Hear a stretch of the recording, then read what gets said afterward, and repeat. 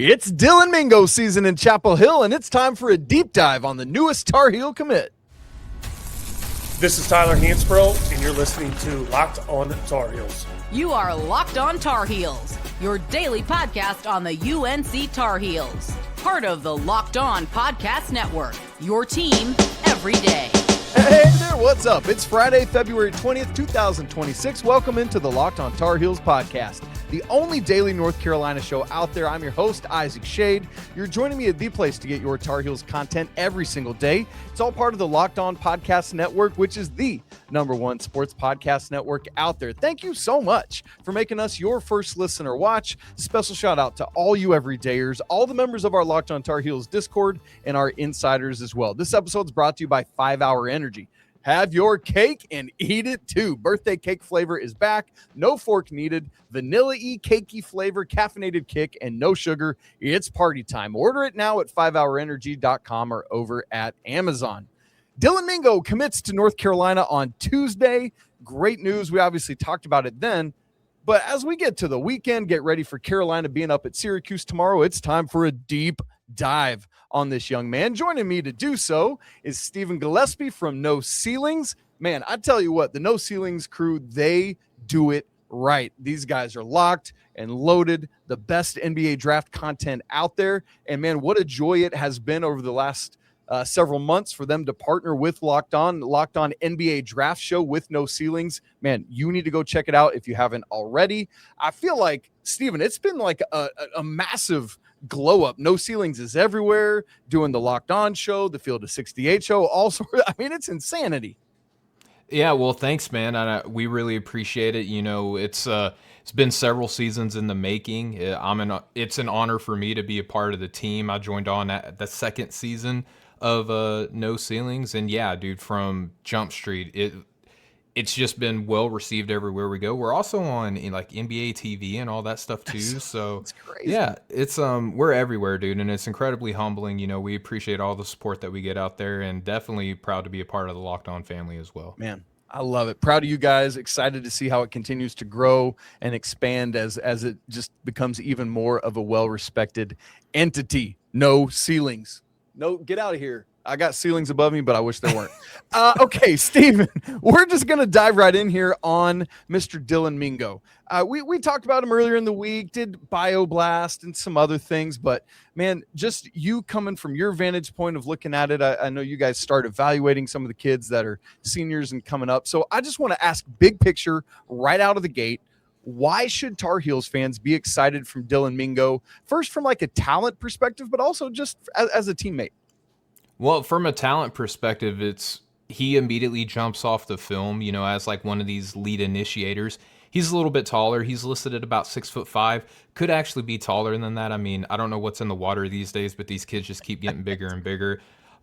Great wingspan, wide shoulders with a frame that looks like it can support a little bit more added good weight. It's quick, but also plays low to the ground. That wingspan really helps him to keep the ball low on his dribble, things like that. And he's got length to finish around defenders, but he's also incredibly strong for his size as well and doesn't mind getting downhill and getting into players. So from a talent perspective, that's something that immediately stood out to me. But in my opinion too, like if we're looking at a teammate perspective, like right now the Tar Heels have, in my opinion, the best teammate in all of college basketball in Caleb Wilson. I mean, I would do anything for that kid. He's number 2 on my big board right now. I love him.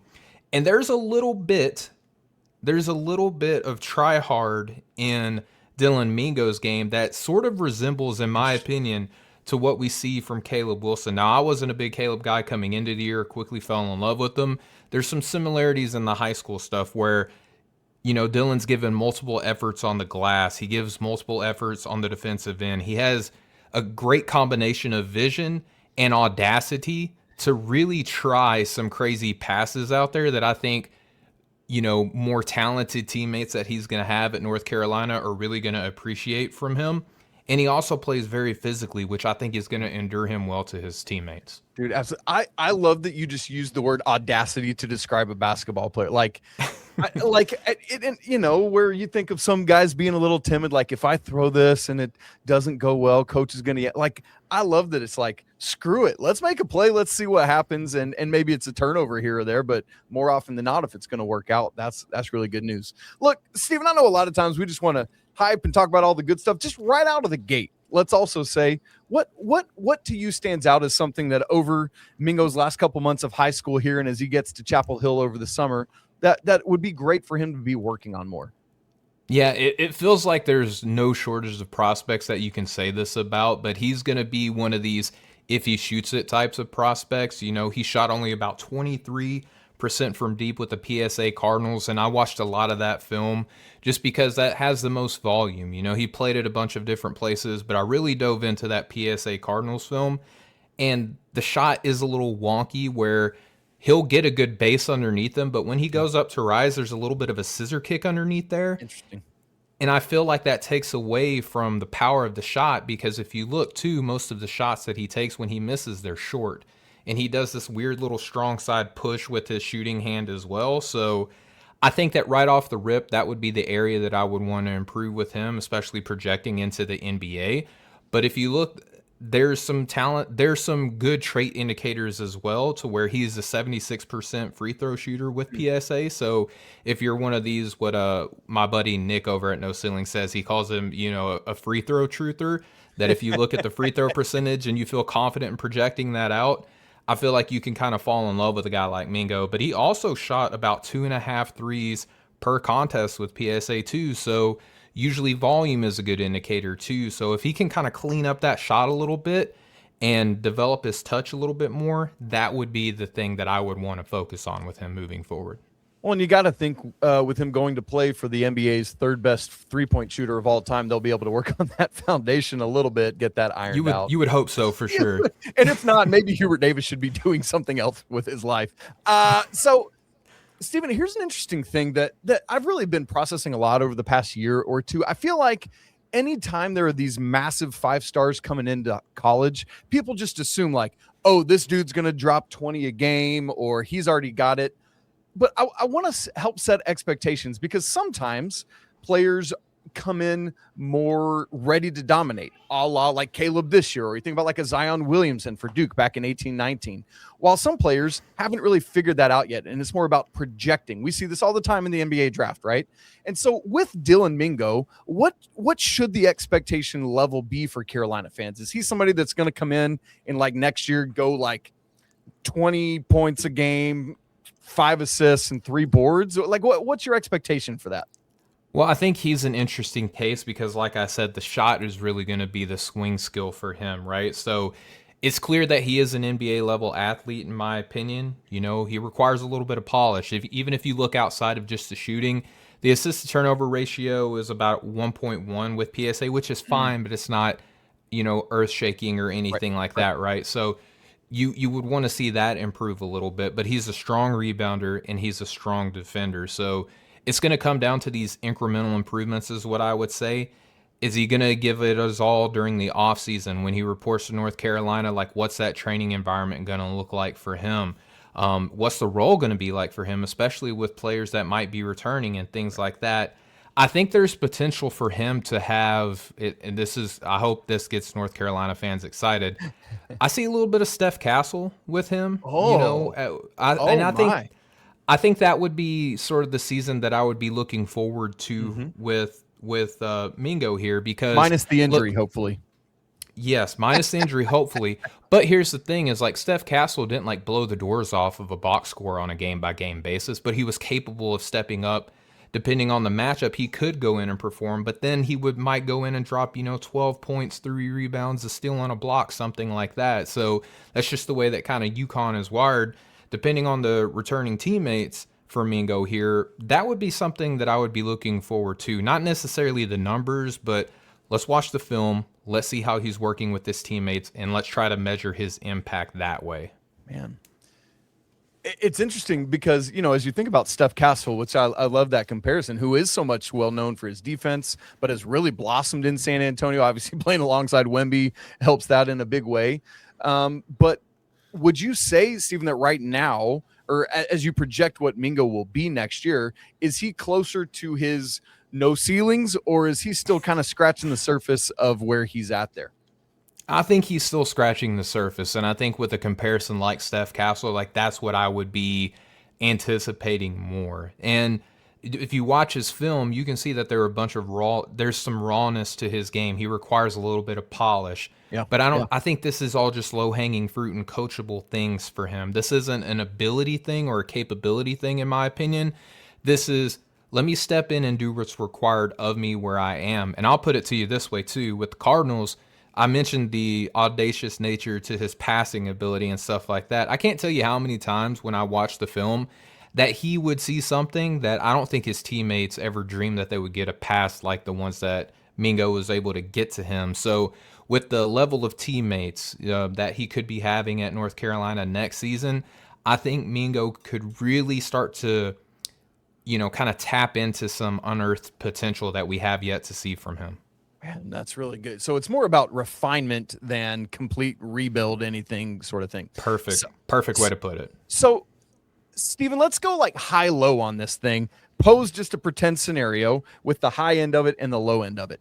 If Dylan Mingo ends up in the 2027 lottery, it's because fill in the blank. And obviously, it could be in the first round, but you get what I'm saying. Yeah, I do. I think I get where you're coming from here, Isaac. I think that for Mingo, if he's going to be a lottery level talent, I think I mentioned the shot, but here's the thing, and it reminds me again. I see some Steph Castle in here too. It's either going to come down to that the shot does come around, and that is a projectable function from him, or the athletic traits in the defense is going to be so impactful that teams are going to be willing to be patient to allow the shot to develop. So we see this time and again in the NBA. If you look at some of the best players who were ever drafted, they weren't shooting 40% from deep. They had undeniable physical tools. They had great intangible feel for the game.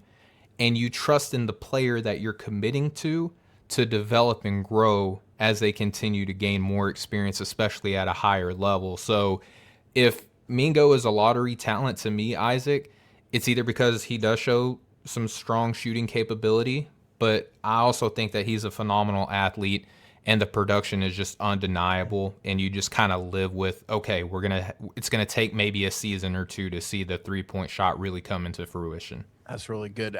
Again, I love how that helps set expectation levels for the Carolina fans.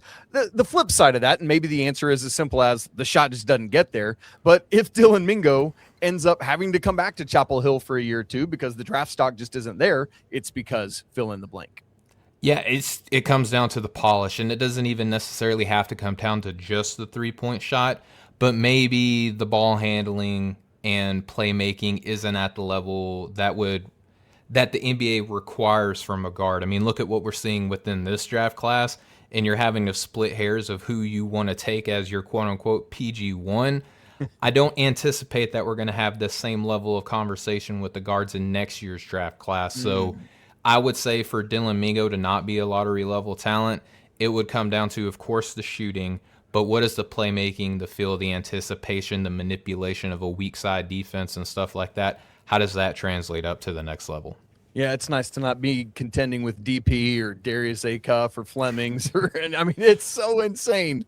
I can't. Yeah. You guys must be having so much fun with this. Anyway, so Stephen, last thing, kind of in this same vein, let's put a number on it. I want to ask you to give me a bust risk meter on a scale of 1 to 10. So a number 1 is no bust risk. He's a surefire one and done. Number 10 is he's going to have to come back to college for year 2 and transfer down to Murray State or some other mid-major. Where would you put him on that 1 to 10 bust risk meter? It took me a little bit of time for my Arkansas brain to understand the scaling, but I think I got it. So I think low number equals more better, right? That's right. I would say, I appreciate it. I would say, if you can't poke fun at yourself, who can you poke fun at? Dude, I'm right with you. I would say a 3 because I don't think it's a guarantee that he is a one and done by any means, but but I do like the chances. I do like the combination of size, love the combination of tools, feel, and production. There's a lot of stuff with Mingo that you just can't teach, which is an excellent baseline to establish. And I think that the stuff that he can learn at North Carolina, look, back to the Caleb Wilson discussion, I was a little bit more skeptical on him. He was raw. He was toolsy. Yeah. He did require a lot of polish. And it turns out North Carolina was just a place for him to step in and really show some of the more feel aspects, some more ancillary aspects to his game. I think Mingo could benefit greatly from being in a similar ecosystem from what we just saw from Caleb. That's such a good way to put it. And so, yeah, it all depends. Like, and is a great statement, Stephen, that I love that you've just made on the state of college basketball, on the marriage of player and program is at like this all-time high, as we've got all these microwave relationships instead of crockpot recruiting. And so, man, it's so critical. And hopefully the Tar Heels staff, it'll be incumbent upon them to get that same level of polish they've done with Caleb this year. How are they going to do with that? We're going to have to wait and see come next November, which needs to hurry up and get here. But I don't want to wish March away. Bring it on. All right, look, you could read a box score to learn a whole bunch about Dylan Mingo, but that just won't do it justice, as Stephen has already said. So what is it we can learn about him beyond the stat sheet, and many more other conversations we'll get to coming up in just a second.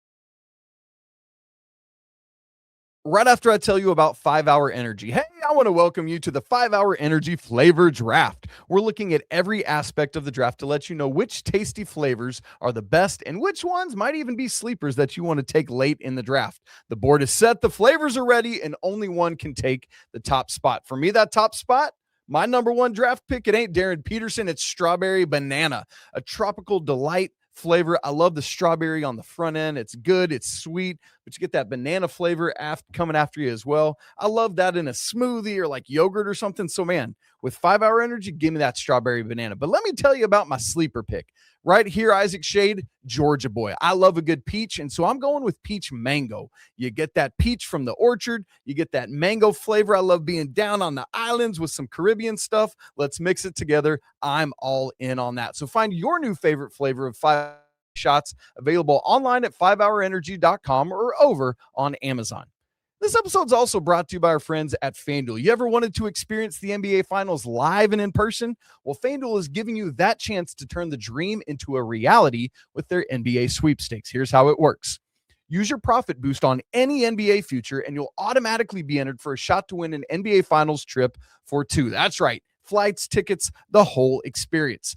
If you're already looking at the board and trying to think like, hey, what team could make a deep run? Who's going to win conference championship or whatever, man, this is the time to lock it in, because it's going to add an extra layer of excitement to every game down the stretch of the regular season. Because not only can your pick cash, but now you could get to the finals through FanDuel. How about this weekend? I got some college basketball lines for you. The top 4 teams in the nation are squaring off against each other. It is just the 3rd time ever in the regular season, 5th time overall, including the Final Four last year is the most recent example.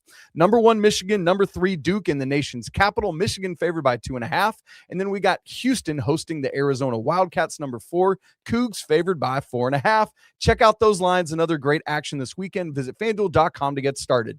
Use your profit boost on an NBA future and get entered for your chance to win a trip to the NBA Finals. Play your game with FanDuel, the official sports betting partner of the NBA. Hey, thanks so much for making Locked On Tar Heels your first listener watch of the day. And thanks again for making Locked On Network the #1 sports podcast network out there. And if you're a true diehard Tar Heels fan, the Everydayer All Access tier is built for you. Check it out. That link is in the show notes. All right, Stephen Gillaspie and I, Stephen from No Ceilings, they host multiple great shows, including an NBA draft show here on the Locked On Network. It's great. Go check it out. We're talking about Dylan Mingo today, the most recent commit to the Tar Heels in the class of 2026, joining power forward Maximo Adams, starting to build a nice little foundation there. Now, Stephen, here's what I want to ask you now. We kind of talked about this a little bit, but when you start thinking about Dylan Mingo, a lot of people, anytime you're talking about a player, you get lazy. You look at a box score and say, well, he's going to be better than Darren Rippey because he gets this many points and whatever it is. All right, forget all that. Talk to me about the player. What can I learn about Dylan Mingo that I can't learn from a box score?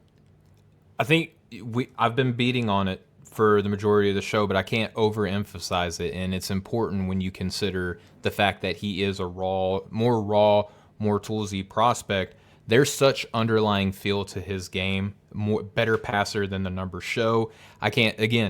So many times in a game where I've seen him try to advance the ball up the floor to a cutting, rolling teammate, and for whatever reason, they don't have the faith in Mingo to get the ball around several players or through, make a read over the top of the defense off of live action dribble. The ball comes to them and they just kind of like let it roll out of bounds. The same thing for he'll drive, and he's so athletic that he can hang in the air, contort, adjust, lean, get to these unique finishing angles. And I think they get so comfortable just watching him finish in those situations that they're not anticipating him kicking the ball out to them. And it's like, oh my goodness, I was just kind of like caught up in watching you do your thing. Yeah. So I just think that if you look at the box score, and especially like for people who have synergy access, stuff like that, you're going to look at the ATO, you're going to look at the number of assists, and you're going to sell my man short for how creative he is with the ball in his hand. That's so interesting. So we got to stay shot ready, boys. If you're current Tar Heels, hands up. Be ready. Let's go. Already be locked, coiled, get that shot up, my man. That's okay. One of the things I love about Caleb Wilson, and you talked about it earlier, is his motor just never seems to stop. He's always in go mode, always talking, always smiling, always ready to go. And it seems like he's held on to that even through the drudgery of the ACC schedule, mid-January or whatever like that. With somebody like Dylan Mingo, does he have that in him? Like, if I go to his gym to watch him play mid-January and it's some inferior team that he could drop 40 on with his, with his PJs on or something like that. Like, how is he in that kind of moment? Is he always on? He is always on, and I think a lot of it has to do with the fact that, he was kind of the sun and moon of his teams that he's been on, right? So if he takes anything off, the team is going to suffer for it. So I think that speaks well to the character of him. One, that you can trust him. There's a lot of conversations on mainstream basketball media about some of the prospects within this draft class about, can I trust X or so-and-so player? I don't think that you have to worry about that with Mingo because he has the ball in his hands. He keeps his head up pretty decent. He's looking for his teammates. He's giving those multiple efforts. Just like I mentioned earlier with Caleb, I just think that you're getting sort of like a guard wing version of that player to where he's just going to go out there and give you all the effort that he can on a play-by-play basis. One thing that seems, though, maybe like different from Caleb is this, like he's out there in the public, shaking hands, kissing babies like presidents do. I think a lot of people saw, even from Dylan Mingo's appearance on ESPN's First Take to announce his commitment, he's a little quieter little buddy, a little shy Ronnie, if you've seen that SNL skit. And so, is he more like a lead by example kind of guy, Steven? What are we dealing with here? I think it's so funny, in preparing for this question, I did not see the shy Ronnie moment of him where, no one in the back can hear him type of a thing. I love the skit, so good job on that. I think that he is going to be a lead by example sort of a player. He is pretty demonstrative on the court, and I think gone are the days where the Chris Paul type of on-court accountability is tolerated. I mean, as celebrated as he was, the Clippers were like, hey man, you just can't be doing the same things that you've always been doing anymore. You were drafted in 05? We don't do this anymore. Stop it. I think for Mingo, he does a good job of keeping his teammates accountable on the floor. There are times where he'll throw a lob and someone's not ready for it and it'll go out of bounds, and he's very hands flailing, I'm getting in you right now, but he will go back down the very next play and still pass his teammate the ball, right? So it's not a loss of trust. Exactly, right? Because as a point guard, if you can't trust the people you're passing to, then you're just going to run into a brick wall over and over again. So I think that's the sort of thing that I'm interested to see how Coach Davis gets out of him moving forward. Yeah. But I do think that he's not going to break his. I don't anticipate him breaking his hand and coming back out there in the same game and trying to rebound and set screens and all that stuff. You should never expect that out of anybody. But I do think that Mingo does a great job of kind of leading by example. Seems like there's a player in Lawrence, Kansas that certainly wouldn't be doing that. I apologize to the entire Peterson family. When you look at Dylan Mingo, because he seems like he's a guy, and we'll get into more of this later, that can both create for himself and be playmaker. So as you think about that, which at least right now, right, as we sit here in February of his senior year, would you call him more creator or more finisher? I love this question. It's such a great one. I think that he is more of a finisher right now, but I would just say for people who hear that and are immediately like, oh no, like we don't have a creative guard, especially look at who they're watching on TV like every Saturday night right now. Right. You want one of those guys. I would say that coming into this season, I wouldn't have thought of Darius Acuff Jr. as a creator. I would have thought of him as like one of these like early 2000s, like sauce you off the dribble guards and only go up and get mine. I might get 2 or 3 assists this year, and look at what he's doing in Arkansas right now. So crazy. I would say that based off of the capabilities of his teammates right now, he is more of a finisher. I would like to see what he looks like next to some of the players that the Tar Heels should be having next year, and giving him an opportunity to kind of like explore the studio space, so to speak, and figure out like what he can do more as a creator, with the Tar Heels. Yeah, it's like, can I somehow keep Caleb and Henri around, because I like how they finish things, and that would be really nice for me. You talked earlier, Steven. I want to ask you about his defensive capability, because you mentioned it earlier. Obviously, when we're talking Steph Castle comps, that the defense comes to mind. That's something I've heard Dylan Mingo talk about in interviews, that the intangibles for him, the desire for him seems to be in place. How does he project defensively for you at the next level, right? Like I've heard him talk about, like, I can guard 1 through 3, maybe even up to 4. Is that a reality, or is that just wishful thinking? I think so. You often hear I think that it's better for a player to say I can guard 1 through 3 than just the hyperbolic 1 through 5 that you hear every prospect seemingly just kind of throw out there. So it's smaller numbers, but it's more realistic. So yes. I like that about him as well. And I love that he is already giving such an emphasis on the defensive end, because so many times these highly touted prospects, they're just lauded for everything they can do offensively. They want to just shoot, give out those Trae Young style passes, and just like, hey, somebody else has to go play defense. Now, you're not going to get that from Mingo. And again, he feels like a Steph Castle disciple to me, where he does have the intangibles, he does have the desire, which is why I'm keen on those leadership traits that we talked on earlier, leading by example. And I just think that the defensive exertion is going to be based off of the talent around him. Again, I feel like we keep coming back to this, right? So depending on the capability of his teammate, you might see the defensive stuff come off, but that's the case for everybody. But if North Carolina looks like how I'm thinking they're going to look next season, you're going to have, that's why I feel like that Steph Castle comparison is so apt, because he's going to give you that defensive effort as well as on the other end. Well, let's talk about that next season. We got potential for 2 6'5" guards in the starting backcourt, several other players that could be back. I want to look at how Dylan Mingo fits with Carolina's projected personnel coming in. We'll do that to wrap the show, and look at what Hubert Davis getting all these 5-star elite guys coming in means for Carolina's recruiting long-term. Coming up in just a second. I'm Clea Butler, host of Locked On Women's Basketball, and this is Mazda's Women's Basketball Snapshot, celebrating the work no highlight reel can ever capture. It was a heavyweight showdown between number 3 South Carolina and number 7 LSU, and the Gamecocks rose to the occasion.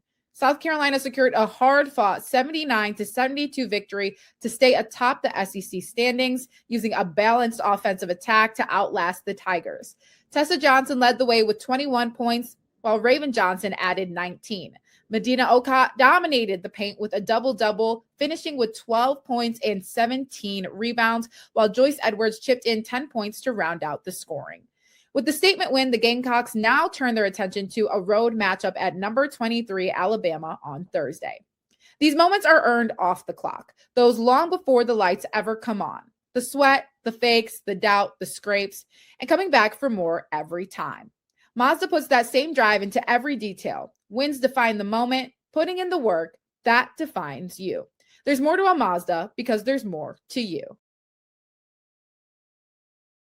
Man, it is tantalizing to think about the size that North Carolina could have in the backcourt next year. Obviously, right now, they've got 6'5" Derek Dixon running the point, Seth Trimble at 6'3" at the 2, Luka Bogavac right now with Caleb Wilson's injuries starting at the 3 at 6'5" himself. So there's been a lot of talk, Stephen, about the possibility, and I even mentioned this earlier, that Dixon and Mingo can play together, both being able to interchange on and off the ball, both being 6'5". That would be a massive college basketball court. As you think about these two players, do you buy into that? Are you in that camp that they could coexist, or do you think that no, they could not? I think they could. I mean, right now you're seeing Derek Dixon show you that he can play off of others, even playmaking front court players as well. But I do like the aspect. I would heavily prioritize bringing Derek Dixon back. Like however much money he wants, just give it to him. Like that's what I would do if I was North Carolina, because not only has he shown that he can play off of others. Looking at the high school stuff, I feel confident that he can do more on the ball. We're seeing him kind of grow into that role already this year with an offseason, game slowing down even more for him. I would just be all over that, because then you bring in Dylan Mingo, who can do stuff off of the ball, but I do like the off-ball kind of intangibles, cutting, rebounding, setting screens, all of that stuff. I think that he can do that as well. And then you can slow roll him into a more high usage role as the season goes on, sort of like what Illinois has done with Keaton Wagler this year, right? Yeah. So you can imagine that happening as the season goes on, but having 2 6'5" guards that can kind of do a little yin and yang off each other, like a little bit more offense, a little bit more defense, a little more crash, and then style with the other one. So I think that they would work awesome together. Man, that is good news. Honey in the ears of Tar Heel fans across the nation. Stephen, obviously Carolina is going to lose Caleb Wilson next year. No amount of NIL money. People, do not get your hopes up. He has to leave. He's a top 5 pick, or according to Stephen, a top 2 pick, which we like to hear. And it seems like Henri Veesaar starting to slide into the back end of the first round for some people. We'll see what ends up happening there, whether he decides to come back or not. Seth Trimble definitely out the door. And so there's going to be some fluctuation. I think there's more probably that's going to return in the backcourt than the front court. But Stephen, obviously we've talked about the shooting that Dylan, is the swings trait for him.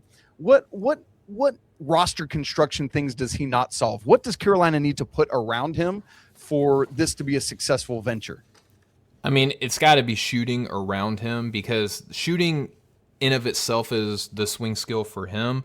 So what's he going to be best at moving forward on a team? Like, how are you going to get the best out of him? It's going to be that shooting. That's why bringing back, a Dixon, if Bogavac comes back, you're looking at 35% shooters from deep right there.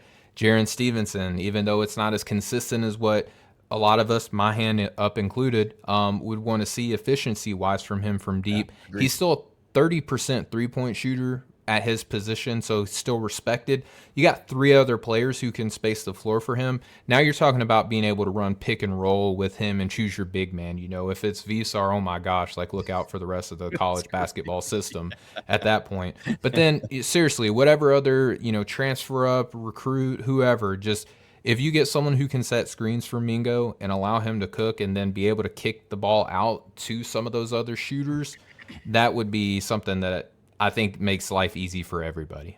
So we'll keep our eyes on that. It sounds like the Tar Heels are mostly done in the high school ranks. Obviously have offered Kenny the Jet Smith's son, Malloy. He doesn't project to be a scholarship level player for the Tar Heels. And so we'll see. I would imagine any other work's going to be done in the portal, maybe in the international ranks. So we'll keep our eyes on that. Stephen, big picture. Let's zoom out a little bit more than the trees here. Over the past couple of years, Carolina has been able to get Ian Jackson, steal him from the clutches of Big Blue Nation. Drake Powell came in. He's having a nice year with the Nets. Obviously, Caleb Wilson this year, and now Dylan Mingo for next year. What does the ability to land players like that, as well as what you spoke on earlier about how Carolina has turned Caleb Wilson into more than you thought he would be preseason, what does that mean for Hubert Davis on the recruiting trail? Well, I think it's a combination, obviously, of NIL. Like the NIL collective of North Carolina is you're set on that regard. But you have to look at what Coach Davis is bringing to the table as well, because I would say how he's able to prioritize the high level recruits that he brings in and put them in the best position that he can to succeed. I think that's what's making North Carolina such a desirable place for them to go. Look at Caleb, again, required a lot of polish, in my opinion, from what we saw from him in high school.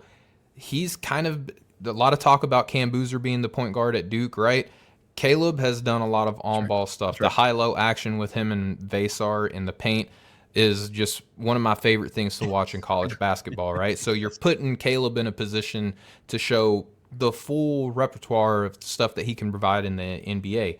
That's what makes it easy for a guy like Dylan Mingo to be able to come in. And you could talk about Drake Powell, such an ancillary demon, so to speak, in the college ranks, so much so that a team full of point guards in Brooklyn were like, we need a guy like him who can step in and make their life so much easier. And then if you look at the production level of Ian Jackson, like, wasn't the best, but I mean, you can say, looking back retroactively, especially with what Ian has done in St. John's, that like Coach Davis did the best he could to put him, at least he put him in the positions to do the favorite thing that Ian Jackson likes to do, was shoot. He shot like almost 11 threes per 100 possessions. That was wild, right? So that Coach Davis is going to put these guys in positions that they like and show off as much as they want. And I think that's what makes North Carolina such a desirable university for high-level recruits to want to go and play for.